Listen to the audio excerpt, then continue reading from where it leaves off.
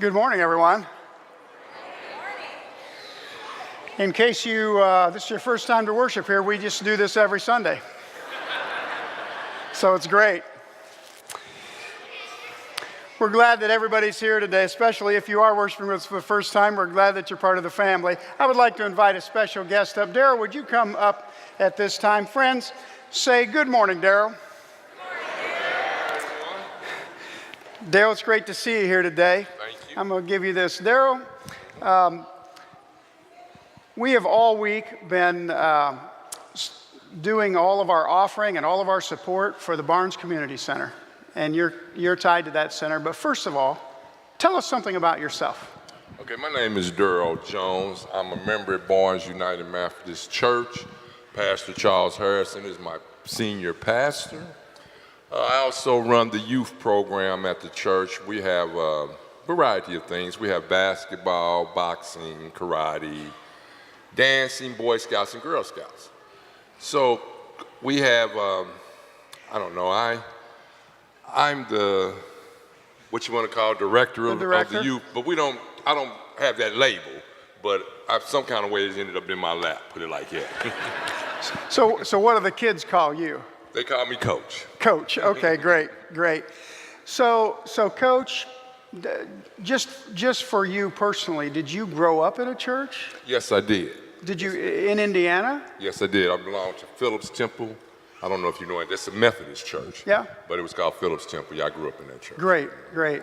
So how many kids does the community center serve, roughly? Any idea? On a weekly basis, maybe? Yeah, maybe on a weekly basis, sure. We probably get about 150, maybe 200 kids during the whole week.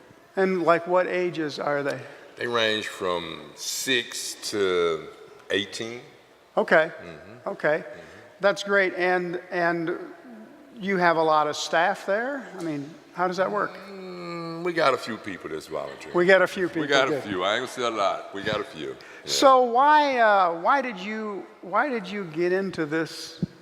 I mean, why do you want to do this? I guess that's what I'm asking. What is your call on your life to make this difference for them? Well, when I was younger, like I said, I was in church and I was kind of active in sports and things like that. And as I grew older and went to school, I kind of took a wrong turn. Okay, sure. Took a wrong turn. But I think by the fact that I grew up in church, it made me more possible for me to get back in church. You know, it wasn't something new to me. And even as I was doing the things I shouldn't have been doing, I knew. You know, it was always in the back of my head what I heard in church. Especially when I was a kid, a lot of things I heard I didn't think I heard, but as life went on, I remember hearing that, or I remember somebody saying something about that, and I think all that had a lot to do with it, Yeah. So is that what you're hoping for these kids? That's what I'm hoping for these kids. Are these kids just come from the neighborhood? Are they in a church? Or tell me something about the kids. Most of the kids are from the neighborhood. We do have kids from other neighborhoods that come over. No, most of them are not in the church. They're not? To be honest with you. We try to have Bible studies for them. We try to get them in, and we try to have something to attract them, because I think a lot of it is because some of them's parents don't go to church, so they don't know the significance of going to church. You know, so that's what we're working on. We're trying to devise programs and things to get them interested in church. Right. Yeah. So from where you sit, and your church, Barnes, it's roughly at 30th, right, and Martin Luther King. Martin Luther King, right. Yeah. Exactly. So what's the crying need in that neighborhood? Employment. Employment is probably the crying need, and then a lot of the kids they want to call them at-risk kids or whatever it is they want to call them. I don't know what would really be the definition for it, but a lot of them have parents that have to work 2 jobs in order to take care of their family, you know, because it may just be a mom or it may just be a dad. It's not a whole lot of moms and dads. When I was growing up, there were families. You know, the neighborhood I grew up in, everybody lived in that neighborhood. Right. You know, and still probably got some kind of tie to it. Where now people are doing a lot of renting, they're not buying homes. So they're there, then they're gone. They're there, then they're gone. You know, so I think they need employment. The kids need employment. The parents need something to. What I think the employment would do for the kids, let me say this. What I think the employment would do for the kids is build their self-esteem up. because they're not getting the attention that I think they need. Okay. You feel me? And, you know, and that's why they say a lot of times that kids go off into gangs and things of that nature because they're not getting attention. But if they can get a job and feel good about themselves, I think that would help.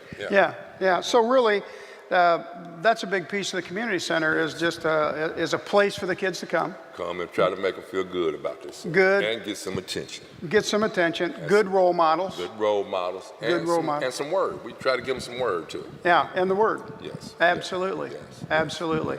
Well, you know, this week, all week, our kids have been bringing their offering. You know, the first day they brought pennies, and then the second day they brought nickels, and then dimes, and then quarters, and then dollars.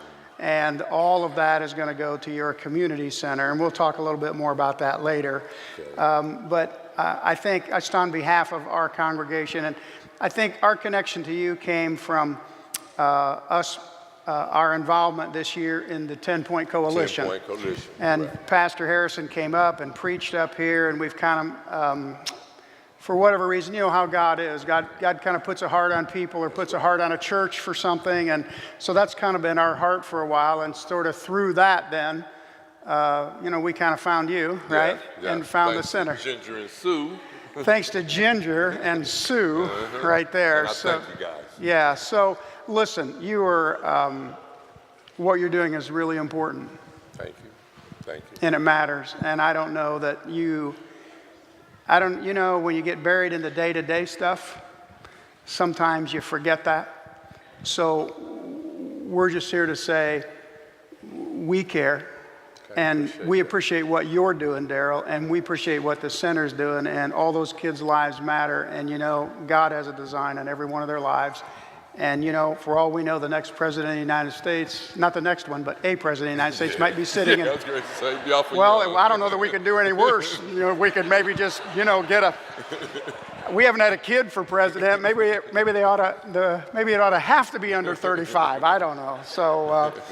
So, but you know, it's important. We may be a great kid. So, my friend, you're awesome. Okay, thank you. And- Thank the church.